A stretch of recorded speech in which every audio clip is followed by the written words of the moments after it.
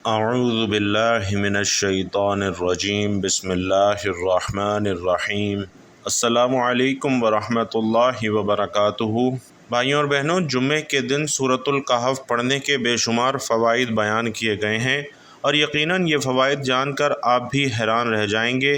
جو لوگ سورۃ الکہف نہیں پڑھتے، انشاءاللہ ان فوائد کو جان لینے کے بعد وہ بھی جمعہ کے دن سورۃ الکہف کی تلاوت اپنا معمول بنا لیں گے انشاءاللہ۔ ناظرین محترم، جمعے کے دن سورۃ الکہف کی تلاوت کرنا پیارے نبی صلی اللہ علیہ وسلم کی سنت مبارکہ ہے، اور جمعے کے دن سورۃ الکہف کی تلاوت کرنے کے بے شمار فوائد اور کمالات ہیں۔ یہاں پر ایک بات یہ بھی جان لیجئے کہ بہت سے لوگوں کا یہ سوال ہوتا ہے کہ سورۃ الکہف کی تلاوت جمعے کے دن کس وقت کرنا افضل ہے، یعنی جمعے کی نماز سے پہلے سورۃ الکہف کی تلاوت کرنی چاہیے، یا پھر جمعے کی نماز کے بعد، یا پھر عصر اور مغرب کے درمیانی اوقات میں۔ تو اس سوال کا جواب اور اس طرح کے بہت سے فائدے آپ کو اس ویڈیو میں انتہائی مدلل انداز میں بتانے لگا ہوں۔ تو پہلے آپ کے ساتھ سورۃ الکہف کی فضیلت بیان کر رہا ہوں۔ آپ صلی اللہ علیہ وسلم کے دور میں کچھ قریش مکہ ایک یہودی عالم کے پاس گئے اور اس سے کہا کہ حضور سے ایسا کیا سوال پوچھا جائے کہ ان کے نبی ہونے کی حقیقت واضح ہو جائے۔ اس کے جواب میں یہودی عالم نے آپ صلی اللہ علیہ وسلم سے 3 سوال پوچھنے کو کہا، جن میں سے ایک سوال یہ تھا کہ اصحاب کہف کون تھے۔ لہٰذا اللہ پاک نے اپنے پیارے محبوب صلی اللہ علیہ وسلم کو اس کا جواب قرآن پاک کی سورۃ الکہف کے اندر مکمل وضاحت کے ساتھ بیان فرمایا۔ حضرت عیسیٰ علیہ السلام کا دور تھا جب اللہ تعالیٰ نے آپ کو آج کے دور کے فلسطین کے علاقے میں اسلام کی تبلیغ کے لیے بھیجا۔ یہ علاقہ اس وقت رومن امپائر میں شمار ہوتا تھا اور یہ لوگ بت پرست تھے۔ یہاں ایک یہودی بادشاہ کی حکمرانی تھی جو رومن حکومت کے ماتحت کام کر رہا تھا۔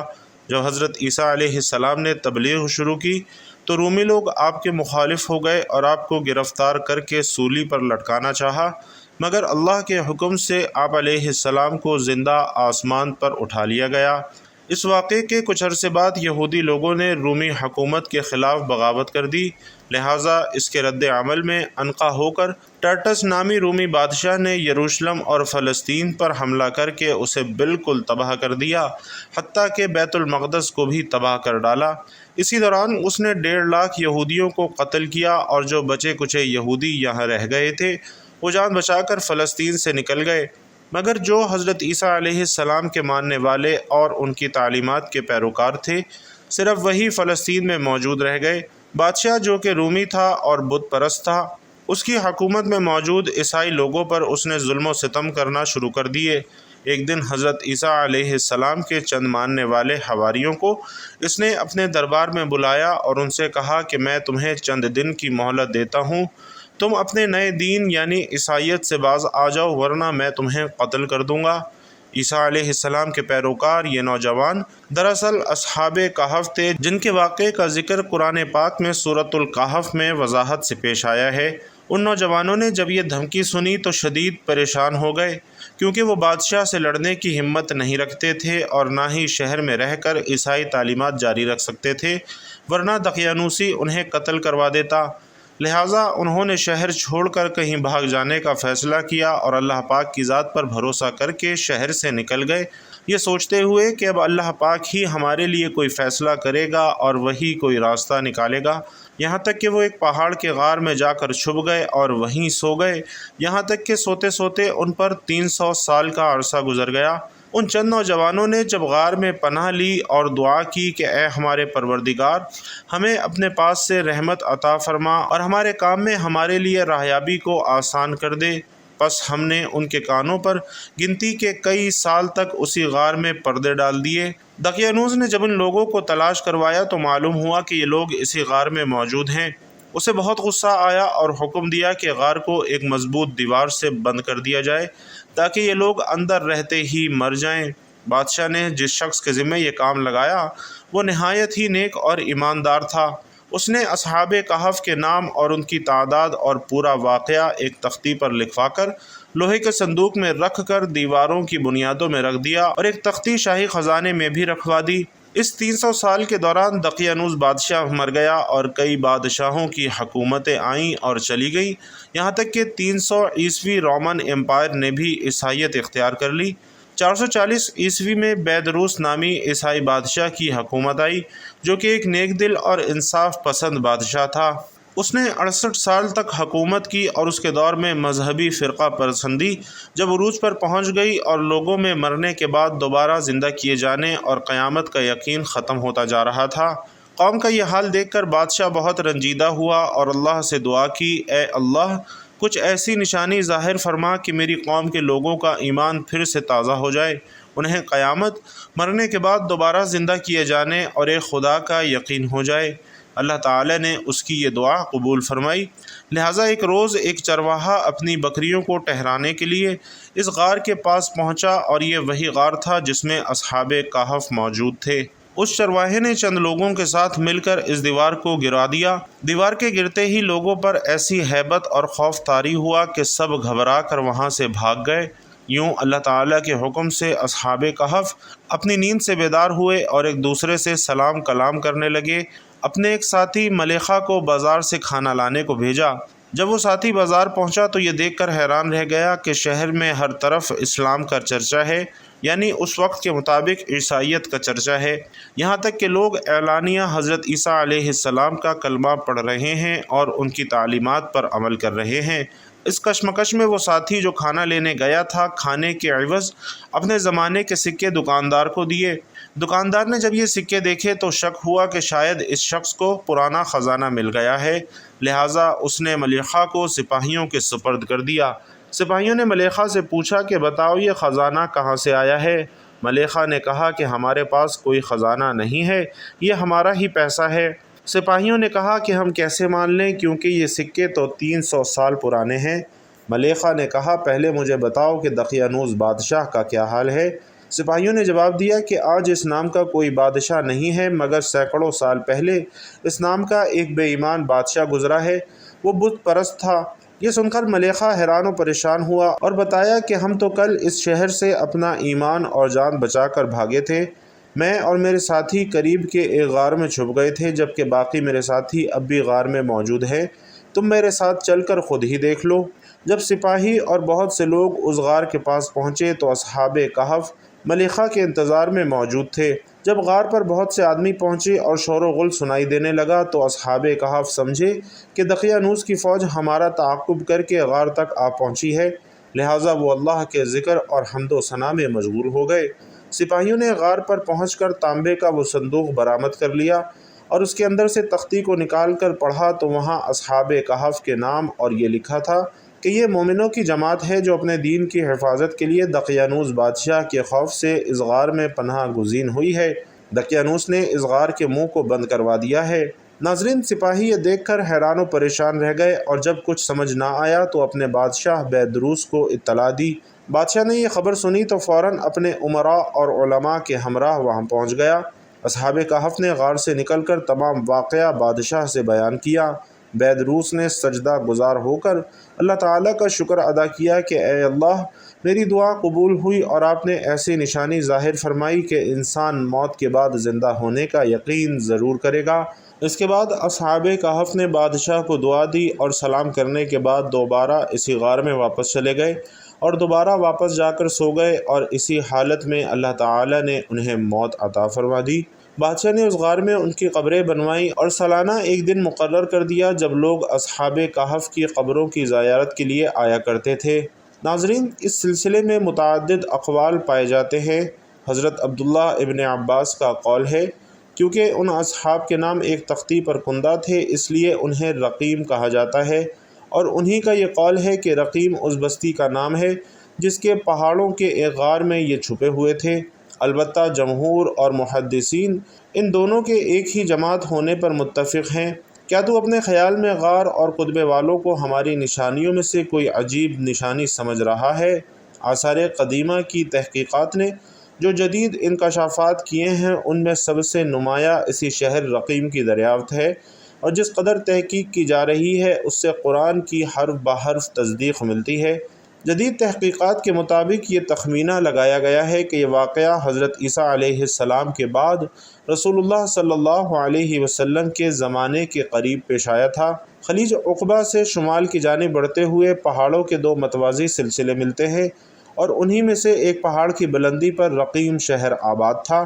اس شہر کے عجیب و غریب غار قابل ذکر ہیں جو اس طرح واقع ہیں کہ دن کی دھوپ اور تپش ان تک پہنچتی، اور ایک غار کے قریب قدیم عمارتوں کے آثار بھی پائے گئے ہیں۔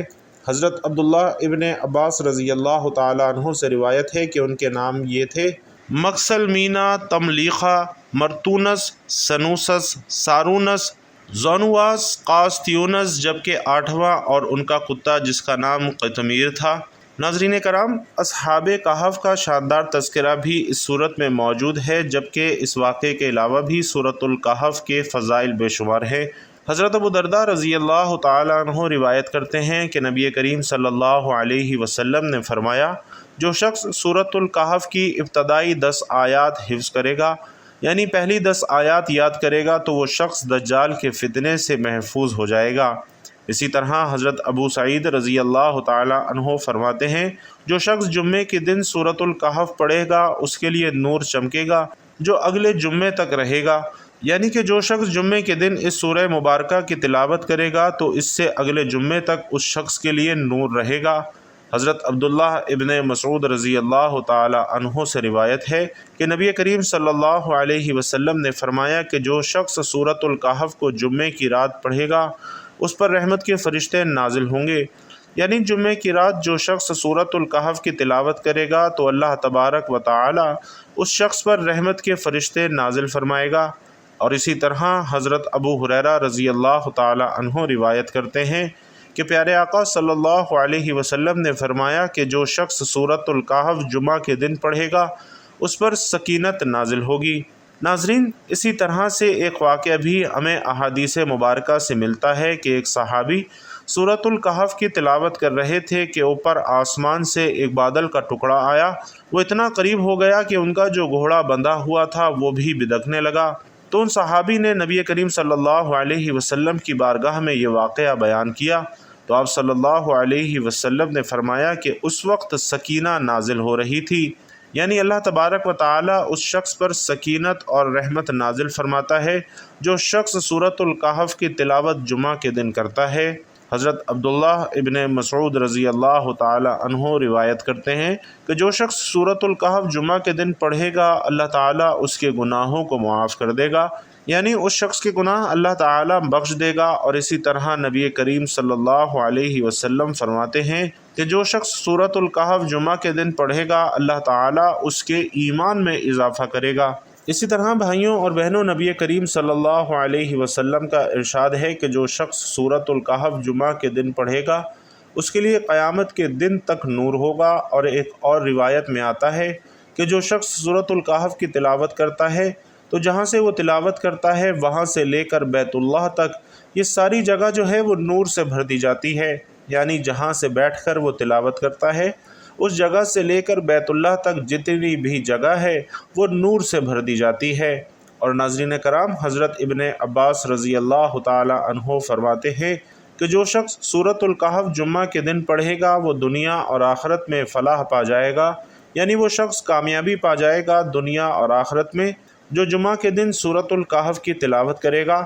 اسی طرح حضرت ابو ہریرہ رضی اللہ تعالی عنہ روایت کرتے ہیں کہ نبی کریم صلی اللہ علیہ وسلم نے ارشاد فرمایا: جو شخص جمعہ کے دن سورۃ الکہف کی تلاوت کرے گا وہ شیطان کے وسوسوں سے محفوظ رہے گا، یعنی وہ شخص شیطانی وار اور چالوں سے بچ جائے گا، اللہ تبارک و تعالی کی حفاظت اور اس کے امان میں آ جائے گا۔ اور پیارے آقا صلی اللہ علیہ وسلم نے یہ بھی فرمایا کہ جو شخص سورۃ الکہف کی ابتدائی 10 آیات حفظ کر لے وہ دجال کے فتنے سے محفوظ رہے گا۔ ناظرین کرام، اس سورت کے بہت زیادہ فوائد ہیں، بہت زیادہ فضائل ہیں۔ یہ پیارے آقا صلی اللہ علیہ وسلم کی سنت مبارکہ بھی ہے، اس لیے ہمیں اس بابرکت سورہ مبارکہ کی تلاوت ہر جمعہ کے دن لازمی کرنی چاہیے۔ جمعہ کے دن لازمی سورۃ الکہف کی تلاوت ہمیں کرنی چاہیے، اور ہم سب کو جمعے کے دن سورۃ الکہف کی تلاوت کرنا اپنا معمول بنا لینا چاہیے۔ ان کے علاوہ بھی کتب احادیث میں سورۃ الکہف کی بہت زیادہ فضیلت وارد ہوئی ہے۔ یہ چند احادیث مبارکہ ہم نے آپ کے ساتھ شیئر کی ہے تاکہ آپ کو بھی سورۃ الکہف کی فضیلت اور اس کی طاقت کے بارے میں اندازہ ہو سکے، اور آپ بھی جان سکیں کہ جمعے کے دن سورۃ الکہف پڑھنے کے کتنے فائدے ہیں۔ اب آپ کو اس سوال کے جواب کے بارے میں بتاتے ہیں کہ جمعے کے دن کس وقت سورۃ الکہف کی تلاوت کرنی چاہیے۔ یعنی بہت سے لوگوں کا یہ سوال ہوتا ہے کہ ہم سورۃ الکہف کو جمعے کی نماز سے پہلے پڑھیں یا جمعے کی نماز کے بعد پڑھیں یا عصر اور مغرب کے درمیانی وقت پڑھیں، یعنی کس وقت سورۃ الکہف کی تلاوت کرنا افضل ہے۔ تو بھائیوں اور بہنوں، کتب احادیث میں اس سورت کی جو فضیلت آئی ہے وہ جمعے کے دن آئی ہے، یعنی کہ جو شخص جمعے کے دن سورۃ الکہف کی تلاوت کرے گا تو اللہ تبارک و تعالی اسے بہت زیادہ نوازے گا۔ تو جمعرات کا جیسے ہی سورج غروب ہوا، یعنی جمعرات کا دن جیسے ہی ختم ہوا، سورج غروب جیسے ہی ہو جائے، غروب آفتاب سے لے کر جمعے کا دن غروب ہونے تک یہ 24 گھنٹے ہیں، اور یہی اصل میں جمعے کا دن ہے۔ اس وقت میں آپ جس وقت چاہیں سورۃ الکہف کی تلاوت کر سکتے ہیں۔ آپ ان 24 گھنٹوں میں جس وقت بھی سورۃ الکہف کی تلاوت کریں گے تو یہ جو فوائد ہیں، جو ثواب جمعے کے دن اس سورہ مبارکہ کو پڑھنے کا ہے وہ آپ کو حاصل ہو جائے گا۔ یعنی جمعرات کی رات جسے کہتے ہیں یہ اصل میں جمعے کی رات ہوتی ہے۔ آپ جمعے کی رات سے لے کر جمعے کے دن تک مغرب کی نماز تک جب بھی چاہیں سورۃ الکہف کی تلاوت کر سکتے ہیں۔ جب بھی آپ سورۃ الکہف کی تلاوت کریں گے تو آپ کو اس کی فضیلت، اس کا اجر و ثواب حاصل ہو جائے گا۔ آپ جمعے کی نماز سے پہلے کرنا چاہتے ہیں یا جمعے کی نماز کے بعد اس سورۃ مبارکہ کی تلاوت کرنا چاہتے ہیں، یہ آپ کی مرضی ہے۔ جب آپ چاہیں آپ اس سورہ مبارکہ کی تلاوت کر سکتے ہیں، لیکن ہاں، جب بھی وقت ملے جمعے کے دن میں سورۃ الکہف کی تلاوت لازمی کرنی ہے۔ اللہ رب العزت سے دعا ہے کہ نیکی کی بات ہم سب کو سننے، سمجھنے اور اس پر عمل کرنے کی طاقت اور توفیق مرحمت فرمائے۔ ہم سب کو 5 وقت کی نماز باجماعت ادا کرنے کی توفیق نصیب فرمائے۔ جمعے کے دن سورۃ الکہف پڑھنے اور سورۃ الکہف پڑھنے کے فضائل و برکات سمیٹنے سے بھرپور مستفید فرمائے۔ یا اللہ، ہم سب کے اگلے پچھلے صغیرہ کبیرہ تمام گناہوں خطاؤں کو معاف فرما۔ یا اللہ، ہم سب کو ایسی نماز پڑھنے کی توفیق عطا فرما جس نماز سے تو اور تیرا پیارا حبیب صلی اللہ علیہ وسلم راضی ہو جائیں۔ زندگی میں ایسے نیک اعمال کرنے کی توفیق عطا فرما جن اعمال سے تو اور تیرا پیارا حبیب صلی اللہ علیہ وسلم راضی ہو جائیں۔ ہمیں ایسی زندگی گزارنے کی توفیق عطا فرما جس زندگی سے تو اور تیرا پیارا حبیب صلی اللہ علیہ وسلم راضی ہو جائیں۔ یا اللہ، ہم سب کو ایمان پہ زندہ رکھ اور ایمان پہ ہی ہمارا خاتمہ فرما۔ یا اللہ، ہمیں تیرے احکامات کی فرما برداری کرنے والا اور تیرے پیارے حبیب صلی اللہ علیہ وسلم کے نیک اور پاکیزہ آداب کو اپنانے والا بنا دے۔ یا اللہ، ہماری پریشانیوں کو دور کر دے۔ جو بیمار ہیں انہیں شفائے کاملہ عاجلہ عطا فرما۔ یا اللہ، جو بے اولاد ہیں انہیں اپنے خزانوں میں سے نیک اور صالح اولاد عطا فرما، اور جو صاحب اولاد ہیں ان کی اولاد کو ان کی آنکھوں کی ٹھنڈک بنا۔ یا اللہ، جن کے جو کام رکے ہوئے ہیں وہ پورے کر دے۔ یا اللہ، بچھڑے ہوئوں کو ملا دے۔ یا اللہ، شادی شدہ جوڑوں میں محبت اور خلوص پیدا کر دے اور ان کی زندگیوں میں برکت ڈال دے۔ یا اللہ، تمام لڑکے اور لڑکیوں کے نصیب اچھے کر دے۔ یا اللہ، جو قرض کے بوجھ تلے دبے ہوئے ہیں ان کا قرضہ جلد سے جلد ادا کر دے۔ یا اللہ، شیطان مردود سے ہماری حفاظت فرما۔ ہم سب کو حلال رزق کمانے کھانے کی توفیق نصیب فرما اور ہمارے حلال رزق میں خوب برکت، وسعت اور کشادگی عطا فرما۔ یا اللہ، تیرے پیارے حبیب محمد مصطفیٰ صلی اللہ علیہ وسلم نے تجھ سے جن جن خیر کی دعائیں کی ہیں ان تمام دعاؤں میں ہمارا بھی حصہ شامل فرما، اور تیرے پیارے حبیب محمد الرسول اللہ صلی اللہ علیہ وسلم نے تجھ سے جن جن شرور سے پناہ چاہی ہے ان تمام شرور سے ہمیں بھی پناہ عطا فرما۔ یا اللہ، ہماری دعاؤں کو قبول و منظور فرما۔